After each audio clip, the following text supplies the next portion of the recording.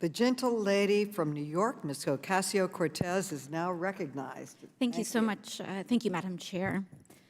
Ms. Stevens, in March of this year, the U.S. Postal Service placed its first order of next-generation delivery vehicles with Oshkosh Defense. Is that correct? That's correct.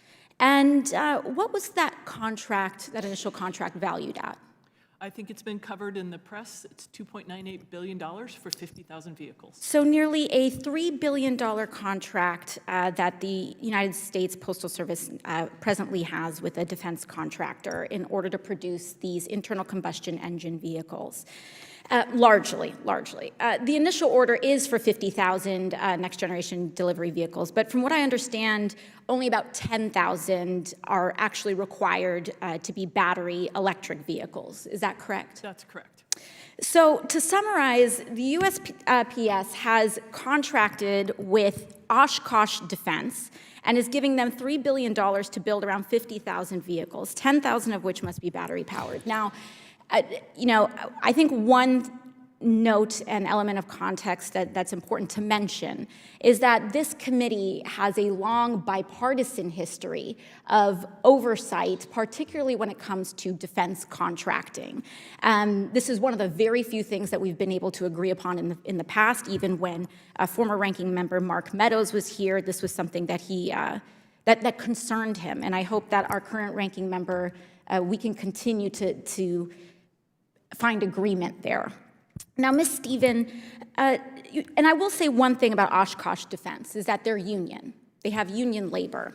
Ms. Stevens, would you say that part of the reason, and it was an important consideration for Oshkosh Defense that they had a unionized workforce, that the United States and the USPS would be contracting with them to potentially work and fulfill this contract?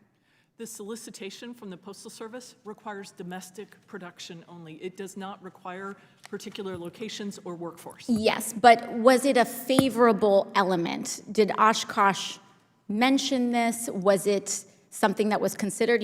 There are many different contractors that are capable of domestic production. Sure. And the president has very clearly indicated a preference for union labor in domestic production. It is not a contract requirement, therefore it was not an evaluation criteria or considered. So it was not considered at all? It was not considered in the decision. As I understand, Oshkosh Defense does have multiple manufacturing facilities in Oshkosh, Wisconsin, that are made to build military vehicles, correct? Military and other. And they have a long history, established history of this. We have heard from workers on the ground that Oshkosh Defense has the capacity to build these vehicles in their existing facilities in Wisconsin. Yet we're starting to see some troubling reports. Madam Chair, for the record, I would like to submit two reports, one from the Journal-Times and the other from the Herald Journal. Spartanburg fights back to keep Oshkosh Defense postal fleet project, and why Oshkosh Corp didn't build USPS vehicles in a Foxconn facility in Mount Pleasant. Without objection. I'd also like to submit to the record a letter from members of this committee regarding concern about the fact that Oshkosh Defense is now moving their facilities after they have won the contract. Without objection. Thank you. Ms. Stevens, are you aware that the announcement that next generation delivery vehicle fleet would be built in South Carolina after the Oshkosh Defense initially won the contract in having facilities in Wisconsin? Yeah, the Postal Service was made aware of that decision shortly before the public announcement, and it is a decision that's at the discretion of the supplier. So are you aware that Oshkosh Defense might be trying to circumvent its longstanding contract with the United Auto Workers workforce in Wisconsin by essentially building a brand new facility after the contract was awarded in a vacant warehouse in South Carolina? I have no awareness of that, but I would encourage you to have that conversation with Oshkosh.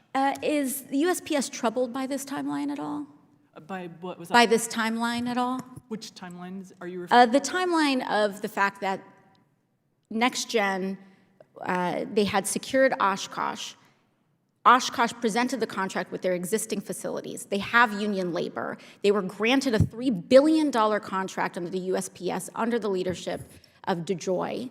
And then after the ink was dry, it looks like they're opening up a scab facility in South Carolina with no prior history of producing vehicles in that facility.